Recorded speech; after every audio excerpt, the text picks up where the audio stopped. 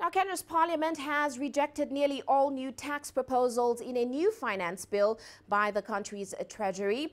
This week, we saw members of parliament shoot down the introduction of a 16% value-added tax on fuel, a Robin Hood tax on high-value transactions, and raising excise tax on mobile money transfers. Now, their decision has dealt a blow to the government's plans to collect additional billions of shillings in taxes. The amended bill, if signed into law, means that the Treasury will be forced back to the drawing board to find ways of financing its $25 billion 2018 and 2019 budget. Now, surprisingly, Parliament also opted to reject a proposal for the complete removal of the widely criticized interest rate caps. Now, I sat down with tax expert and director at Bowmans Law, Nikhil Hira, to examine the recent events. What they have done effectively is to wipe out between 70 to 100 billion of what was proposed to be collected as a result of these measures. And in a time when our deficit was in any case widening, our expenditure is increasing and revenue wasn't keeping pace, this certainly isn't going to help the government in any way. They're already borrowing a lot, and if you've suddenly got a 100 billion hole in the middle there, you're probably going to have to borrow again, or, which we've not been very good at, we cut expenditure. And I think that's where we should be concentrating, but I'm not sure that the government necessarily has the propensity to actually do that, given the circumstances it finds itself in.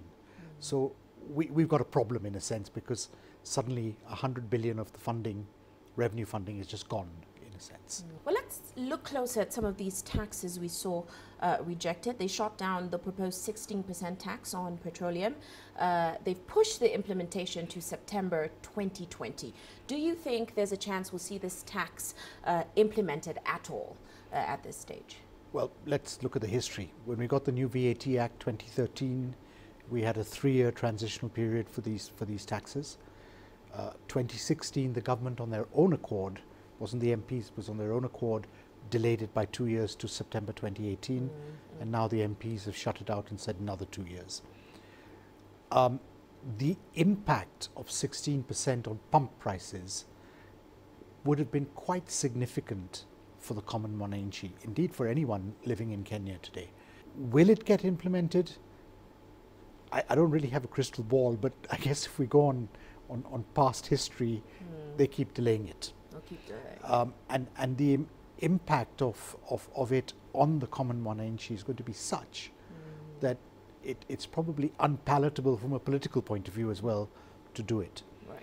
On the other hand, if we put ourselves in the government shoes, that 70 odd billion that they were expecting from it is going to be a real issue for them to bridge that gap.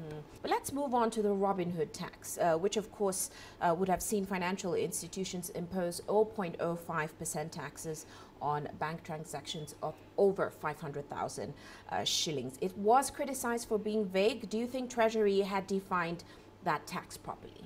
No, I think this whole area of moving excise duty onto services. Think about excise duty. It was traditionally what was known as a sin tax. To my mind, the Robin Hood tax was exactly the same. They simply said, you make a transfer, you pay 0.05%. What does it actually do? Okay, it might increase their collections, but by how much? But it is actually increasing the cost of doing business. And that to me can't be a good thing. Secondly, you know, how many people do 500,000 shilling transfers? A lot of businesses have to, paying their payroll, settling their bank loans, etc. So this is going to be a significant cost if it did come in. Perhaps the most surprising and most controversial was MPs rejected the proposal to scrap that rate cap, which of course impacted banks quite negatively. They amended the bill again. They're actually reverting to using the central bank rate. How do you see that impacting the access to credit in Kenya, especially for the private sector, and certainly economic growth as a whole in the long term?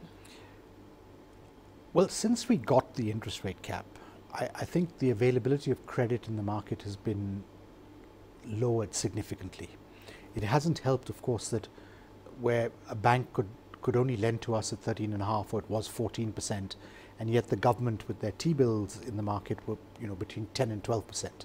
I mean, you put yourself in the shoes of the bank, it makes more sense to buy those T-bills than to lend to a risky lender, a risky borrower.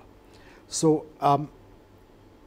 I think what we have done here is sort of taken one part of the equation and said, we'll keep this and we'll dump the rest of it. And I'm not quite convinced that that is the right solution. My own view has always been that we shouldn't have had rate caps.